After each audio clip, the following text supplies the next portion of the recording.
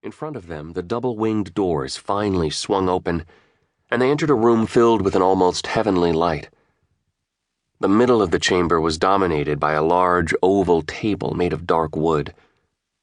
Two men stood in front of it, looking expectantly at them as they entered. "Mr. Fontanelli," the young lawyer addressed John as he closed the door behind them. "Let me please introduce my partners to you." He gestured to the pair in front of the table. "First, my father, Gregorio Vacchi." John reached out to shake hands with a stern-looking man, whom he guessed to be in his mid-50s. He wore a gray, single-breasted suit and a pair of thin-rimmed gold glasses. His attire and thinning hair made him resemble a typical bookkeeper. Indeed, it was very easy to imagine this man as a lawyer, perhaps specializing in tax laws, standing in a courtroom and dryly uttering paragraphs of law through his thin lips. His handshake felt cool, businesslike, and he mumbled something like, "Pleased to meet you," even though he didn't look like the sort of man who knew the meaning of pleased. The other man was older. His unruly curly hair and bushy eyebrows made his face look a bit grim, yet more dynamic than the former's. He wore a dark blue double-breasted suit with a very conventional club tie and a neatly folded handkerchief in his left breast pocket. You could imagine him in a fancy bar, laughing as he celebrated a victory in a murder case, a glass of champagne in one hand and pinching waitresses' asses with the other. His handshake was firm, and he looked so intensely into John's eyes that it made him uncomfortable. His deep voice said, "Alberto Vacchi, I'm Eduardo's uncle." Only now did John notice another person present in the room. Sitting in a wing chair in front of a window was an old man. Though his eyes were closed, it was clear he was not asleep, but rather as if he was too weary to have all his senses working at once. His wrinkled, thin neck emerged from a soft shirt, covered by a gray sweater. He had a small silk pillow lying on his lap, upon which his folded hands rested. "The padrone," Eduardo Vacchi said in a low tone of voice when he noticed who John was looking at. "That's my grandfather.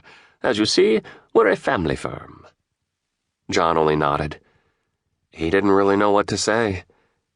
He was shown a chair to sit on its own, on one of the long sides of the conference table.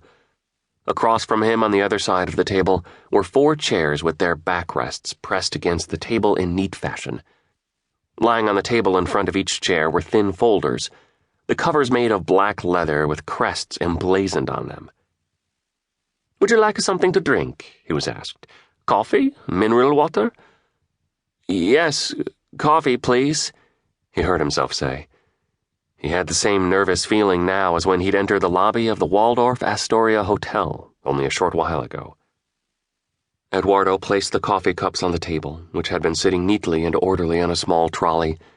Next, he put the creamer and sugar dispensers on the table, all made of silver. He poured coffee for each of them and placed the pot next to John's cup. The 3 Vacchis sat down. Eduardo was seated to the right from John's point of view. Gregorio, his father, next to him, and to John's left sat Alberto, the uncle. The 4th chair remained empty. There was silence, broken only by cream and sugar being poured into the cups and the stirring of their spoons. John stared at the wonderful grain of the reddish mahogany tabletop. That had to be wood from the roots, burl wood. As John stirred his coffee with a heavy silver spoon, he furtively looked around him. Out the window, behind the 3 lawyers, was a grand, far-reaching view of New York. Sunlight danced between the concrete ravines of the skyscrapers, and the East River sparkled a deep blue. Fine-spun salmon-pink curtains hung down on each side of the windows, which contrasted very well with the immaculate dark-red carpet and the snow-white walls. Unbelievable, John thought as he sipped his coffee, which tasted strong and robust, like the espresso his mom usually made for him. Eduardo Vacchi opened the file that lay before him on the table. The sound the leather cover made seemed a signal to the start for the proceedings. John set his cup on the saucer and took a deep breath. He was ready. "Mr. Fontanelli," the young lawyer said. He leaned forward slightly, elbows on the table and hands folded together.